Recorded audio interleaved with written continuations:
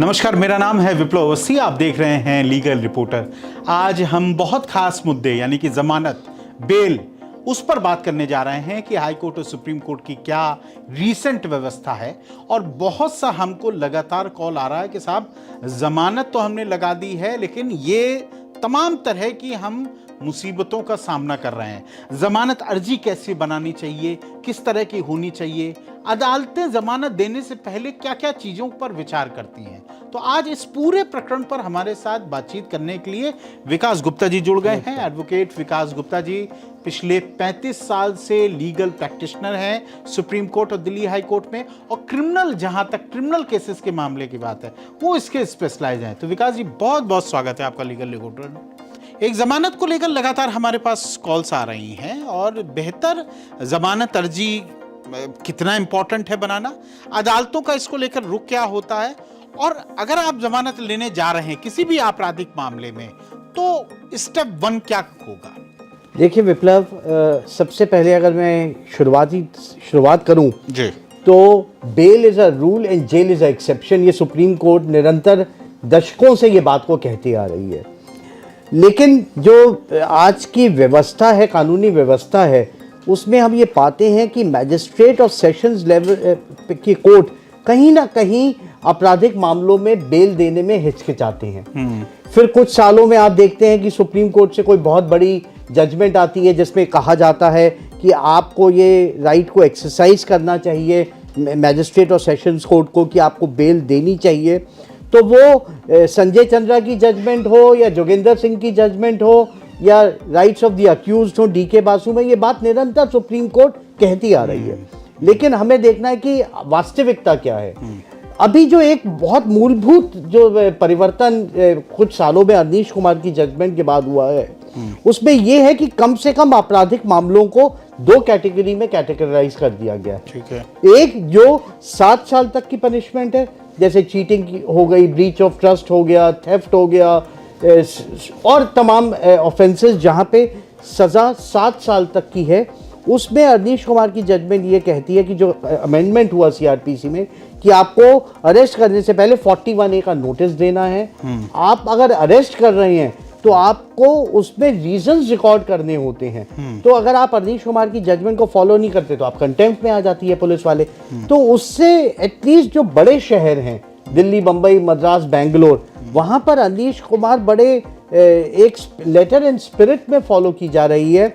और जब ऐसे आपराधिक मामले आते हैं तो 41A का नोटिस दे करके अक्यूज को बुलाते हैं, उनका स्पष्टीकरण लेते हैं, और बहुत ही स्पेशल सर्कमस्टांसेस में अगर उन्हें लगे कि एविडेंस डिस्ट्रॉय हो जाएगा या अक्यूज एब्सकाउंट कर जाएगा, तभी वो उन रीजंस को रिकॉर्ड करके उसे अरेस्ट करते हैं। ठीक है। ये देखने में आया है कि अगर हम थोड़ा सा क्रिमिनल के मामले में चलें, 302 यानी कि हत्या, 376 जैसे रेप के जैसे मामले हैं, या इस तरह के जो जघन्य मामले हैं, हम देखते हैं निचली अदालतें जमानत देने से बचती हैं और जमानत नहीं दी जाती है। हाँ, सुप्रीम कोर्ट भी कई बार इस व्यवस्था को कह चुका है, और जस्टिस डीवाई चंद्रचूड़ ने अपने तो पूरे बाकायदा आदेश में लिखा कि निचली अदालतों को ज़्यादा से ज़्यादा बेल देनी चाहिए, जिससे कि ऊपर बोझ कम हो। क्या आप एक बड़ा रीजन समझते हैं कि निचली अदालतों में बेल नहीं मिल रही है? देखिए, मैंने अभी शुरुआत में ही आपको कहा कि मैजिस्ट्रेट और सेशंस कोर्ट जब जघन्य अपराध होते हैं तो वो उनसे बचती है, कटती है। वो शायद उनको उतना ना तवज्जो दे करके उनको डिसमिस किया जाता है। एक बहुत महत्वपूर्ण बात है विप्लव, कि आपको फैक्ट्स को सही अपनी बेल एप्लीकेशन में लेकर के आना, किस तरह से आप उसको फैक्ट्स, क्योंकि बेल कोई एक प्रेसिडेंस नहीं है कि किसी एक को बेल के एक ऑर्डर कोई प्रेसिडेंस बन रहा है, जजमेंट बन रही है। बेल एक ऑर्डर है, एक जजमेंट नहीं है। तो इसमें कोई प्रेसिडेंस नहीं हो सकता। हर केस के अपने फैक्ट्स होते हैं, और उन्हीं फैक्ट्स के बेसिस पे आपको बेल मिलती है या नहीं मिलती है। हाँ, ये बात सुप्रीम कोर्ट में, और अभी रिसेंटली चीफ जस्टिस ने भी कहा कि अगर मैजिस्ट्रेट और सेशंस कोर्ट नहीं देंगे तो हाई कोर्ट और सुप्रीम कोर्ट पे बहुत ज़्यादा दबाव बनता है। और पर्सनल लिबर्टी का मैटर है, छोटा मैटर हो या बड़ा मैटर हो, सुप्रीम कोर्ट और हाई कोर्ट के लिए बहुत महत्वपूर्ण मैटर बनता है।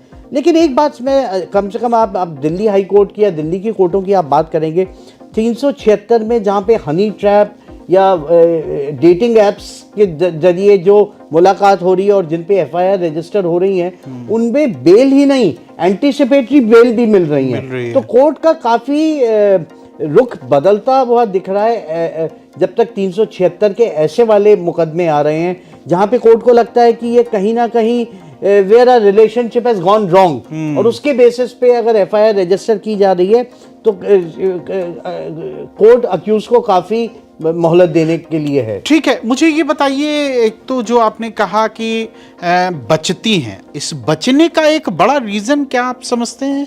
लॉ तो सबके लिए बराबर है, वो मेरे लिए है या किसी मंत्री के लिए है या प्रधानमंत्री के लिए, कानून तो सबके लिए बराबर है। और अदालतों के पास जो कानूनी शक्ति है देना या ना देना, उसका दिल्ली और बंबई या यूपी से तो कोई फर्क है नहीं। जो मजिस्ट्रेट के पास पावर दिल्ली में भी है वही मजिस्ट्रेट के पास बॉम्बे में भी है।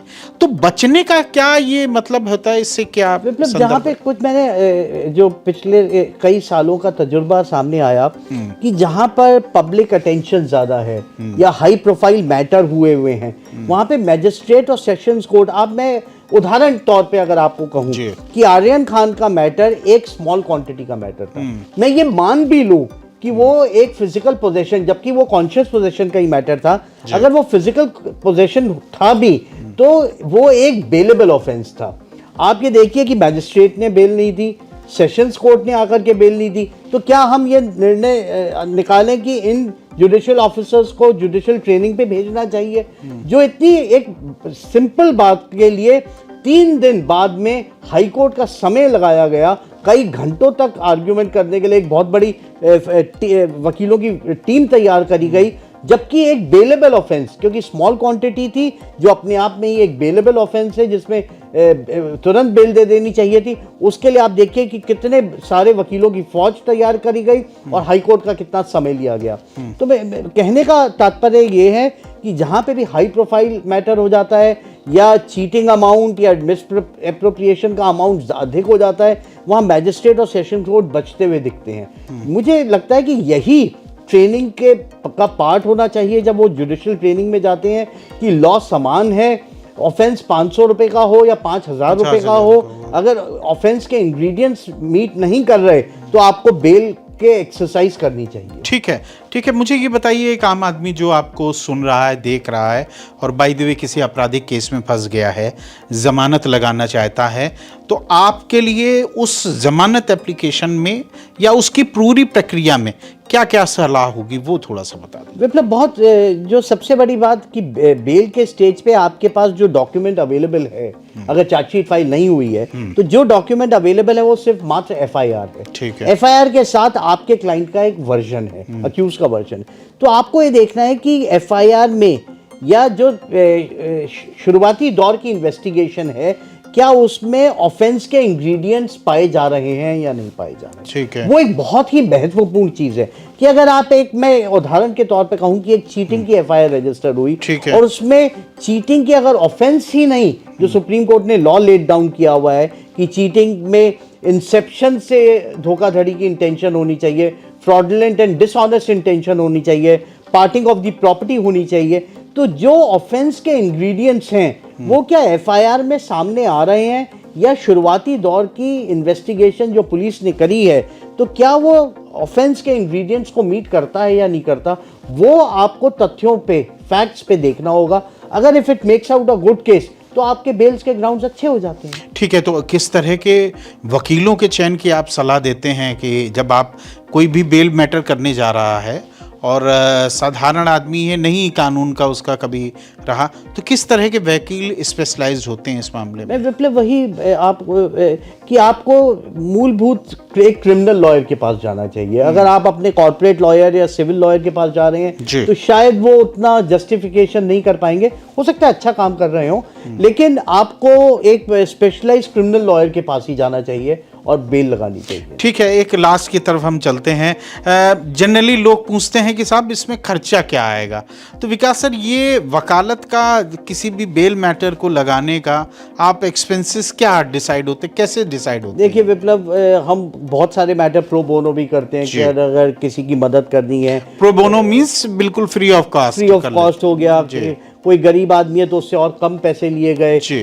तो ये एकदम एक जैकेट फॉर्मूला की कितने पैसे लगेंगे या नहीं लगेंगे ये कहना काफ़ी मुश्किल होता है। ये एक क्लाइंट की पेइंग कैपेसिटी पे भी है और वो किस तरह से अपने केस को हैंडल कर रहा है, कितनी फैमिली उस मैटर को परस्यू कर रही है, ये सारी चीज़ें डिटरमिन करती हैं। मतलब एडवोकेट्स पे भी डिपेंड करता है कि आप किस स्टेचर का स्टेचर के वकील आप हायर कर रहे हैं, उसके हिसाब से फीस बढ़ती जाती है। अच्छा, निचली अदालत से अगर बाय द वे बेल नहीं मिली है तो हाई कोर्ट और सुप्रीम कोर्ट जाने का आपका राइट है पूरा और जा सकते हैं? बिल्कुल बिल्कुल। बेल आप जो मैजिस्ट्रेट ट्राइबल ऑफेंसेस हैं वो मैजिस्ट्रेट से लेकर के सेशन से लेकर के हाई कोर्ट से लेकर आप सुप्रीम कोर्ट तक जा सकते हैं। जो स्पेशल ऑफेंसेस हैं जहां स्पेशल कोर्ट्स हैं वो आप सेशन से हाई कोर्ट और हाई कोर्ट से सुप्रीम कोर्ट का रास्ता तय करते हैं। और जहां तक बात आती है बेल के साथ साथ एंटीसिपेटरी बेल का भी प्रोविजन है 438 में, जो एक सेशंस कोर्ट के पास और हाई कोर्ट के पास जो पावर है तो उसको भी आप एक्सरसाइज कर सकते हैं। ज़रूरी नहीं है कि आपको पहले कस्टडी में ही लिया जाए और आप बेल के लिए अप्लाई करें। अगर आपको लगता है कि आपके खिलाफ विरुद्ध FIR रजिस्टर हुई है और कोई ऑफेंस मेड आउट नहीं होता है तो आपको तुरंत कोर्ट में जाना चाहिए और अपनी बेल की एप्लीकेशन लगानी चाहिए। बहुत बहुत शुक्रिया, बहुत बहुत धन्यवाद विकास जी। आपने ज़मानत को लेकर, बेल को लेकर बहुत अच्छी कॉन्क्रीट आपने कानूनी नॉलेज दी। फिर भी हमारे किसी दर्शक को जो देख रहे हैं, सुन रहे हैं, ज़मानत लगाने जा रहे हैं या किसी उनके परिजनों को, रिश्तेदार, दोस्त को ज़मानत लगानी है, तो उसके लिए क्या क्या विषय होने चाहिए, क्या क्या इंग्रेडिएंट होने चाहिए? लगातार हमारा मोबाइल नंबर और वेबसाइट दिया जा रहा है, आप हमको संपर्क भी कर सकते हैं और पूरी तरह से कानूनी सलाह भी ले सकते हैं कि आखिर उसमें फर्दर स्टेप क्या लिया। बहुत बहुत शुक्रिया, बहुत बहुत धन्यवाद, नमस्कार। लीगल रिपोर्टर के सभी वीडियो को देखने के लिए लीगल रिपोर्टर को सब्सक्राइब करके बेल आइकन बटन जरूर दबाएं।